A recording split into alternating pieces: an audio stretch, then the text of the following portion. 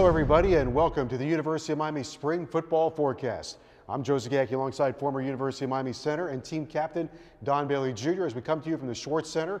The University of Miami has completed spring football for 2014. And Don, the spring game, well, it started off with excitement, a highlight. It was sizzling, the new uniforms. Oh yes, Joe, everybody loved them. The helmets, the combinations, up to 48 combinations, the new material, the speed position uniforms, the offensive line position uniforms. Nike and the University of Miami did not forget a thing. I think the only thing the players can say about this is these uniforms are pretty darn sharp.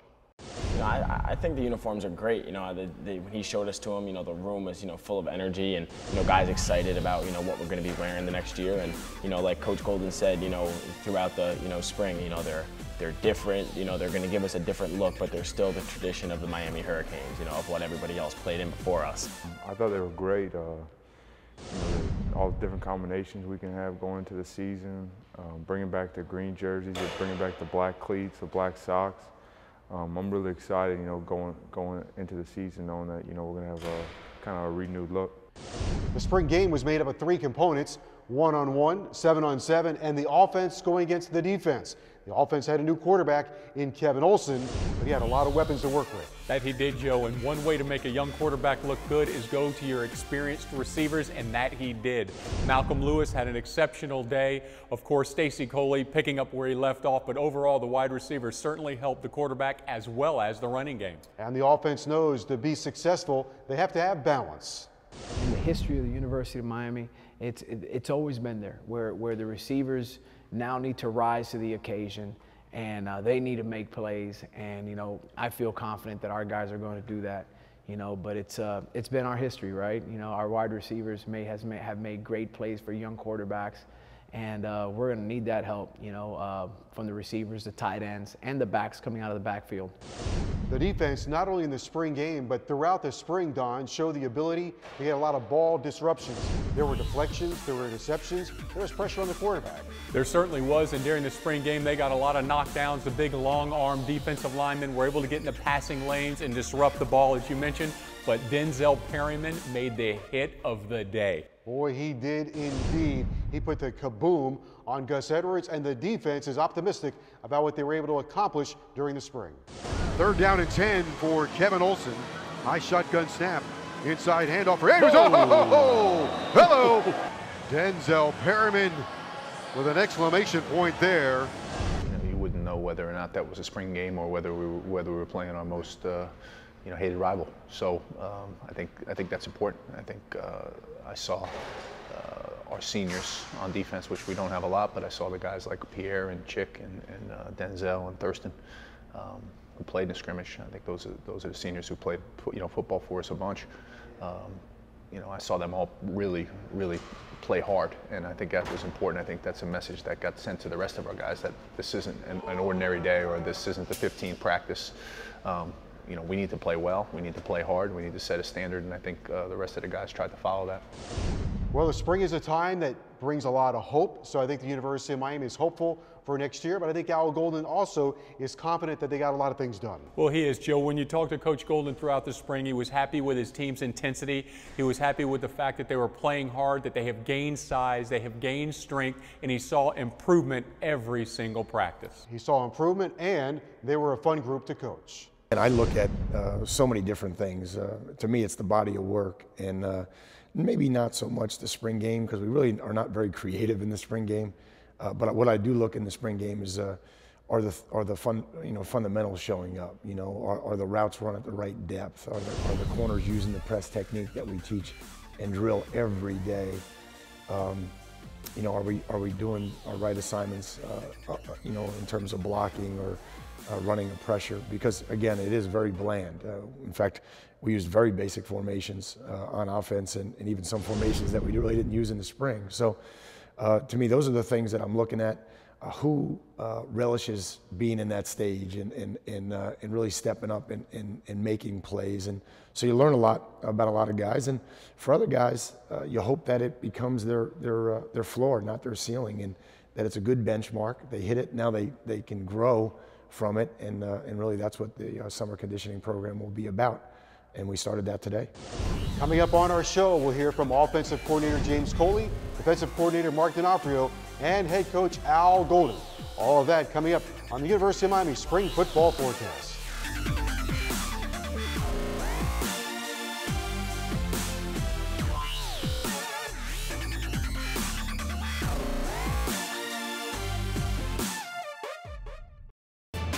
Today, it's the University of Miami 2014 spring game, and everybody is in a good mood. The cheerleaders are ready to go, and so are the fans. Some are getting dunked. We're at Sun Life Stadium on a glorious spring afternoon. Temperature 79 degrees, a slight ocean breeze, clear skies. It is a beautiful afternoon for spring football. Welcome back. I'm Don Bailey Jr. with Miami offensive coordinator James Coley. And James unveiled some uniforms at Unite 14, the spring game. And what was your thought about those unis? I liked them. You know, they had a lot of excitement. The kids liked it. They loved it. And, you know, it's what we're talking about. You know, it's about respecting the past, but it's about the new, you know. And I thought that they brought a lot of juice and a lot of energy to our players. And the fans our fans love them as well. So they look exciting. I'd love to wear one. You know what I mean? But it's their time, and I think our players are looking forward to going out there and playing in them. James, let's go back and review the scrimmage and some of the spring as well. The running game really showed up. Gus Edwards, who people may not remember, got into camp late last year, and you see how it affected him, but he was running extremely hard and looked like he was able to take a hit, especially at the end of the game from Perryman. Right. He's a tough customer. You know, there are certain times where I pulled away from running the ball just because he was pounding it. And, you know, right now our depth there isn't where it's supposed to be at. We get Joe back and we get obviously Duke back, then it's a different story. Now we can really feature it. But, you know, he ran the ball extremely well. He made some really good runs. He pressed the hole. He ran tough. You know, DP, you know, put it on him at the end there. He stood straight up, threw the ball. The referee was headed back to the huddle. So he's a tough customer. Coach, you're going to be faced with a young quarterback this year, having that obligation to fill with a young guy. But the receivers, especially the older ones, and that group is a mature group that you have here at the U, they have really got to help that quarterback position out. Right, and it's a place where the wide receivers in the history of the University of Miami, it's always been there, where the receivers now need to rise to the occasion, and they need to make plays. And, you know, I feel confident that our guys are going to do that. You know, but it's been our history, right? You know, our wide receivers may have made great plays for young quarterbacks, and we're going to need that help, you know, from the receivers, the tight ends, and the backs coming out of the backfield.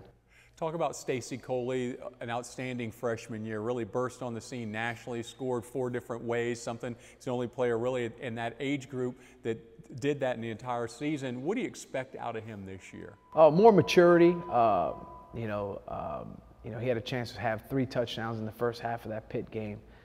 We need him to, let's not have that be a chance or, you know, you should have done this. We need him to really capitalize on those opportunities because he has the ability to be a difference maker and score from wherever. So we need him to score from wherever on the field.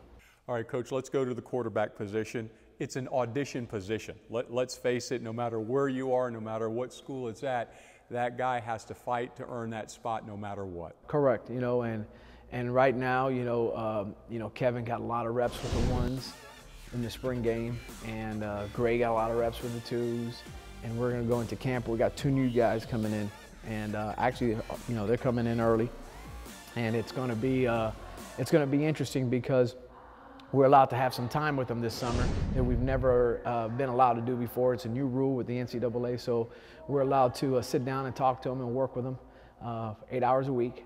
So I'm looking forward to that because I know the young guys are going to need it, but it's going to be an interesting race because, you know, everybody really brings something different to the table. What are you telling those young men now, the incoming freshmen, and what are you telling Kevin Olson on how to prepare himself for the up-and-coming season? There is no off-season anymore for anyone.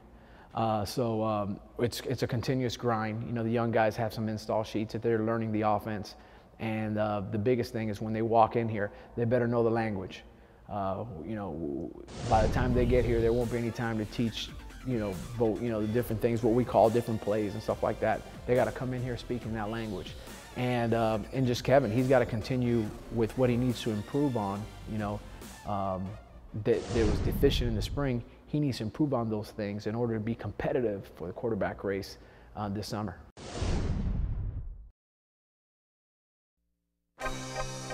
It's Unite 14, the University of Miami spring game, a family-friendly spring game.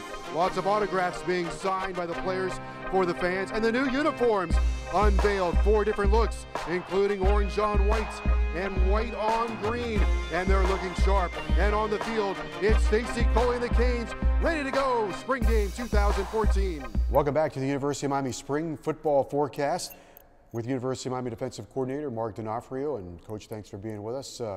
First, your thoughts overall on the spring. What did you see? Well, I think we got a lot of improvement. Again, we've talked several times about focusing on the individuals, and if you're going to get each individual better, ultimately the defense is going to get better.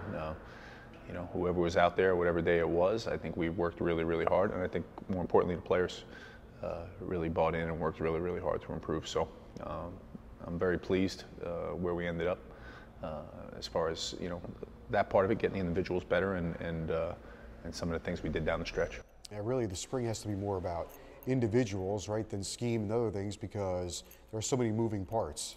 Yeah, you hope you hit a year where that wasn't the case, and you'd have very few guys that left, and no one would be injured, and you had early enrollees, but that's really not the case. Obviously we had some guys that were out, we had some guys that missed a portion of spring. We lost some guys, and so you're not able to replace all those guys. So. As far as, getting the continuity of who are going to be the starters, who are going to be the 2 deep, really the guys that are going to play the most during the season. I don't know if you get to that in its entirety, but I was pleased that down the stretch, some of those guys who were out for parts of the spring made it back, which was nice, and gave us a little bit of a glimpse of what it might look like in the future, when the rest of those guys get back and when the new guys get here. Let's look at some of the things you did in the spring game. You had some one-on-one drills. Were you pleased with the way you guys competed in the one-on-one drills? Yeah, I was pleased. Again, I think it's really important that those guys get a chance to do that. They do it in front of a crowd, and they have to, they have to stay with their technique at the end of the day. So it gives you a glimpse into who can do that.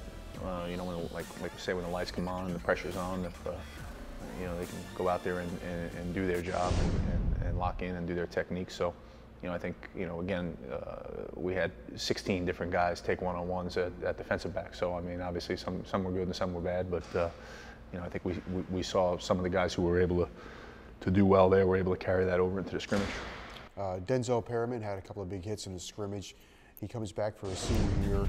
How important was he, based on what you saw in the scrimmage, and also moving forward, how important is he to your defense? Oh, he's really important. I think he set the tone in that spring game, in that you wouldn't know whether or not that was a spring game or whether we were playing our most hated rival. So I think that's important. I think I saw our seniors on defense, which we don't have a lot, but I saw the guys like Pierre and Chick and Denzel and Thurston who played in the scrimmage. I think those are the seniors who played football for us a bunch. I saw them all really play hard, and I think that was important. I think that's a message that got sent to the rest of our guys, that this isn't an ordinary day, or this isn't the 15th practice. We need to play well, we need to play hard, we need to set a standard, and I think the rest of the guys tried to follow that. I think one of the things we saw in the spring game is what we saw in practice.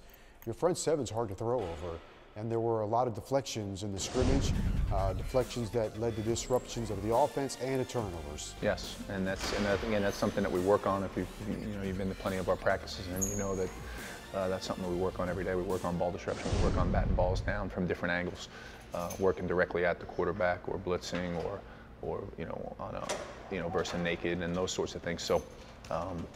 It was good to see some of that stuff show up. That's something that we've made a big emphasis of and talked about, for the amount of work that we put into that and the amount of time, we need that to show up more in the games. Would you describe, or how would you describe the vision of your defense? Because you want it to be made up of playmakers.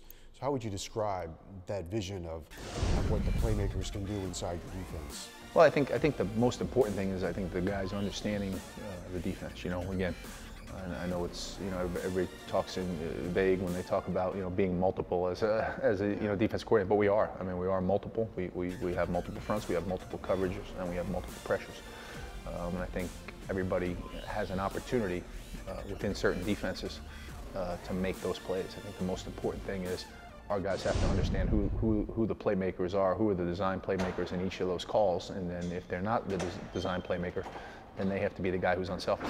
You know, we talked in terms of, you know, of basketball with them, but that's the guy who's setting the pick or taking the charge. You can't always have the three-pointer, and I think that's what happens. So as long as you know, the key is having guys in those spots, and the key is designing the calls to take advantage of having playmakers in those spots. So I think that's why we run what we do and have the flexibility within that scheme so that we can feature our playmakers.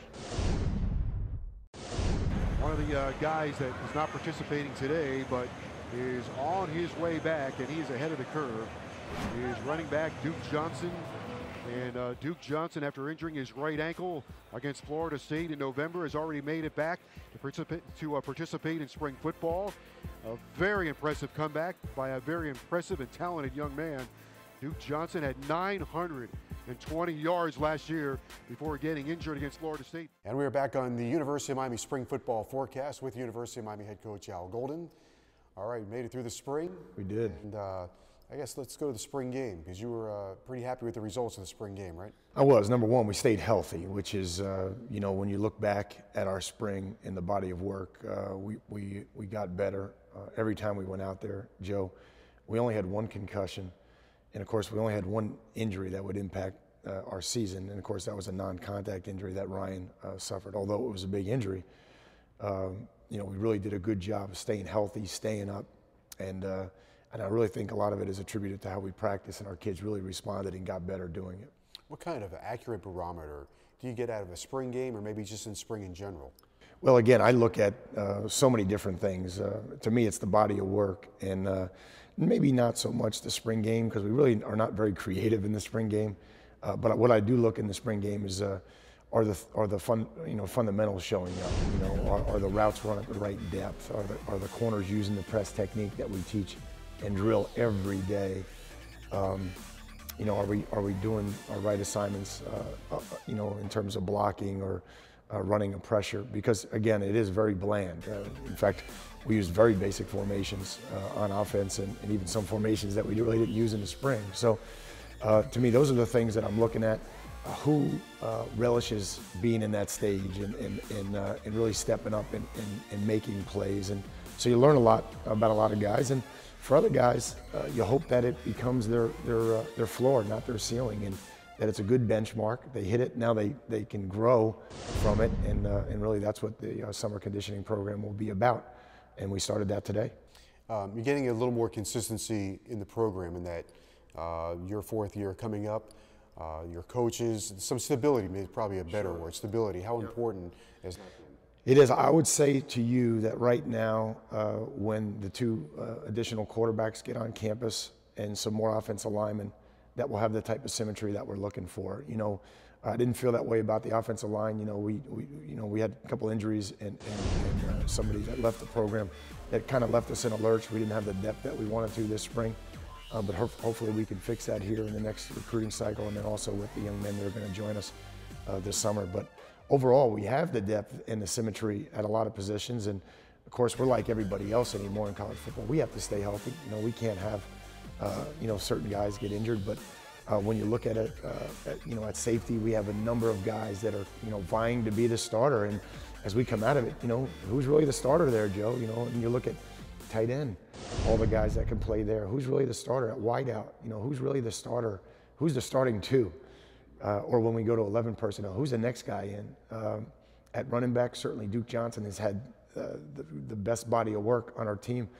But Gus has gotten better. Walter's gotten better. Joe Yerby shows that he's capable of carrying the ball as well. So our depth is getting better overall. I feel better about it. And again, I thought this team has really done a good job getting better and just going to work every day.